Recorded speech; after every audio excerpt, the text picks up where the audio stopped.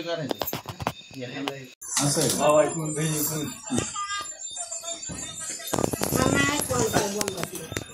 घरी कुणी वाळ कुणी नाही तर बरोबर आहे भाऊ जाई कोण कोणाच्या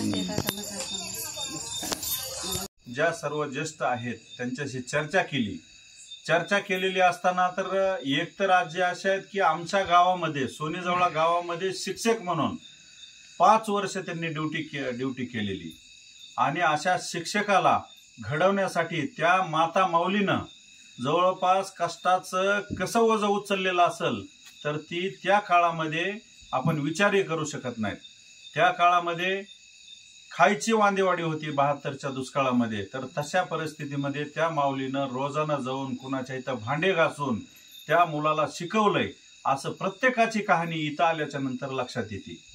आता तिथं बोलायचं म्हणलं तर त्या मुलांना लाज वाटायला पाहिजे, कारण आपल्याला ज्या आईवडिलांनी आपल्याला जन्म दिलेला आहे ती जर आईवडील आज दुखण्यासाठी कशासाठी जर समजा त्यांना कुणाकडे बघणार आहेत ते आज आपण समजा अन्नदान केलं म्हणजे काय खूप मोठं काम केलेलं नाही, कारण त्यांना एक तुटपुंजी आपल्याकडून जी आपल्या कॅपॅसिटीनं होईल एक त्यांच्याबरोबर आनंदाचा दिपावळीचा क्षण घालवावा ही अशी माझी इच्छाही होती।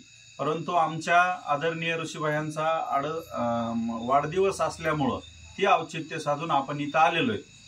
आता मला बऱ्याच प्रश्नावरती वृद्धाश्रमाच्या बाबतीमध्ये महादेवरावचे खूप खरंच अभिनंदन करायचंय, कारण त्यांनी ही प्रथा चालू केली।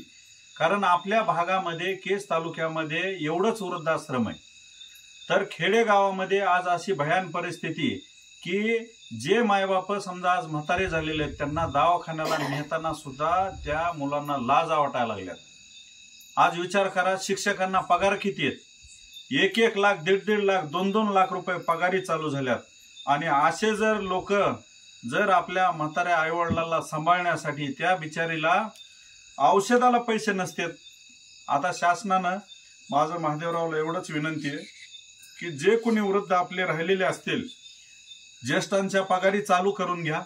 आपण माननीय तहसीलदार साहेब कार्यतत्पर तहसीलदार आहेत आपल्या केजला लाभलेले, तर त्यांच्या माध्यमातून जे आपल्या वृद्धाश्रमामध्ये येणार आहेत त्यांच्या पगारी नक्कीच चालू करण्यासाठी आम्ही तहसीलदार साहेबांच्या कानावर घालू, कलेक्टर साहेबांच्या कानावर घालू आणि ह्यांना पगारी चालू करण्यासाठी आपण शक्यतो जेवढी होईल तेवढी मदत करू। मला एकच संदेश द्यायचा आहे याच्यामध्ये की सर्वांना म्हातारं व्हायचंय, कोणीच काही अमृत पिऊन आलेलं नाही आणि कोणीच काही तरुण राहणार नाही। त्यामुळं आपल्या आईवडिलांची सेवा करा। आपल्या आईवडिलांची सेवा केली तर तिथंच तुमचं पुण्याचं काम होणार आहे आणि देव तुम्हाला तिथंच पावणार आहे। नुसतं मंदिरात जाऊन देव होत नसतो। ही माझ्या सर्व तमाम बांधवांना विनंती आहे आणि फुलना फुलाची पाकळी आपण ही या म्हाताऱ्या माणसांना ज्येष्ठ माणसांना भेटून आनंद द्विगुणित करण्याचं काम करा। एवढं बोलतो, थांबतो। मला बोलवलं त्याबद्दल सर्वांचे खूप धन्यवाद।